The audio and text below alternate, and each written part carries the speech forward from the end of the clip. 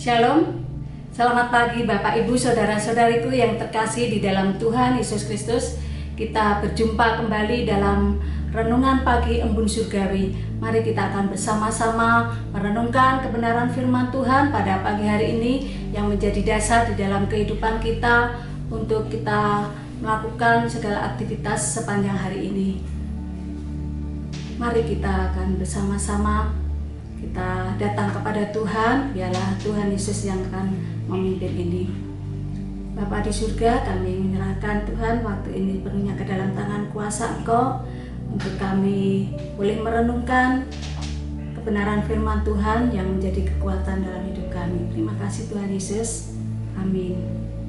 Saudaraku yang dikasihi oleh Tuhan, firman Tuhan dengan tema perbuatan kasih Tuhan.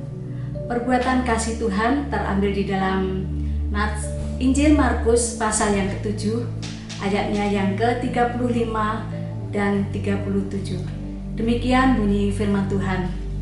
Maka terbukalah telinga orang itu, dan seketika itu terlepas pulalah pengikat lidahnya. Lalu ia berkata-kata dengan baik. Mereka takjub dan tercengang dan berkata, ia menjadikan segala-galanya baik. Yang tuli dijadikannya mendengar, yang bisu dijadikannya berkata-kata.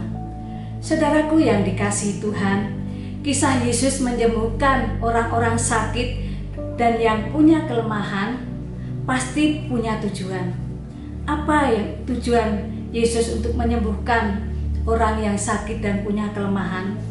Yaitu adalah untuk menampakkan perbuatan kasih Allah. Perbuatan kasih Allah akan nyata. Perbuatan kasih Allah yang tidak terbatas kepada manusia. Yesus bahkan menerima semua orang yang membutuhkan pertolongannya tanpa membeda-bedakan siapakah itu, termasuk diri kita. Saudaraku yang dikasihi Tuhan, mari kita melihat bagaimana cara Yesus menunjukkan perbuatan kasih-Nya, yaitu perbuatan kasih-Nya di saat banyak orang ada bersama-sama dengan Yesus. Yesus memisahkan orang yang sakit dengan orang banyak itu agar dapat berhadapan langsung.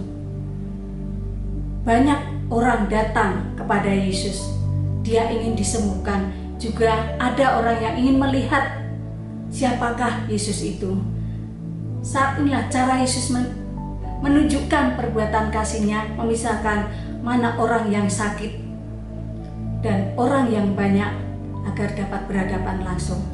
Yang kedua, cara Yesus menunjukkan perbuatan kasih-Nya yaitu dengan menyapa dan memberi perhatian khusus kepada yang sakit.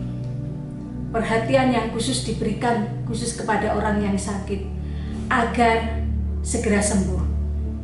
Di sini Paulus menyampaikan di dalam nas Injil Markus, yaitu dengan Yesus menunjukkan jari dan tangan Yesus. Jari dan tangan Yesus meraba telinga dan lidah si sakit, yang memiliki kekuatan yang luar biasa dengan hembusan nafas Yesus dan kata Efata, terbukalah. Maka terjadilah mujizat. Mujizat yang sudah dilakukan Yesus, yaitu telinga si sakit menjadi terbuka. Telinga si sakit menjadi terbuka.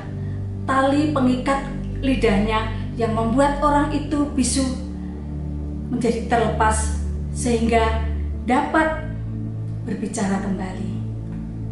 Saudaraku yang dikasihi Tuhan, orang yang menyaksikan peristiwa ini menjadi sangat takjub dan tercengang serta memuji Dia.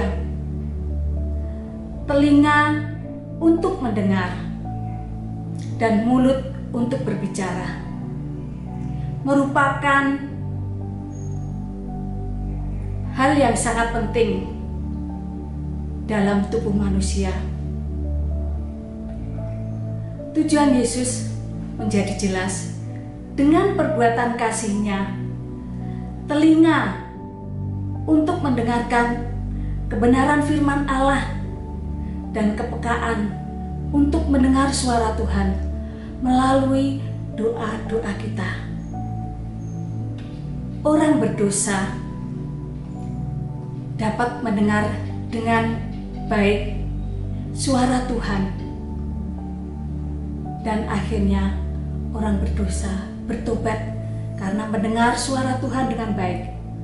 Orang percaya dapat berbicara dan berkata-kata dengan baik untuk menyampaikan kebenaran firman Allah dengan memahami firman-Nya agar dapat menjadi saksi Tuhan.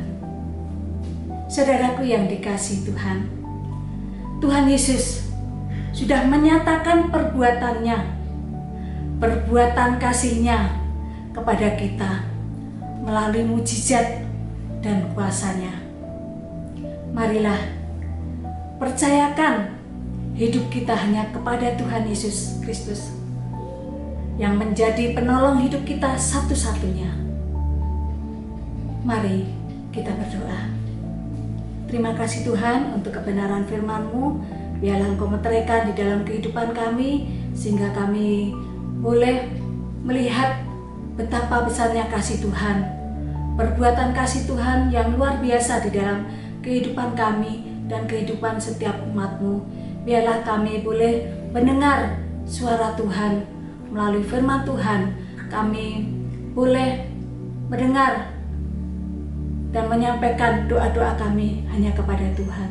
Terima kasih Tuhan Yesus untuk kebenaran firman-Mu ya Tuhan, yang kami dapat melakukan, kami dapat mendengar, kami berbicara tentang cinta kasih Tuhan, perbuatan kasih Tuhan yang luar biasa. Terima kasih Tuhan, dalam nama-Mu kami berdoa dan ucap syukur. Haleluya. Amin. Tuhan Yesus memberkati kita.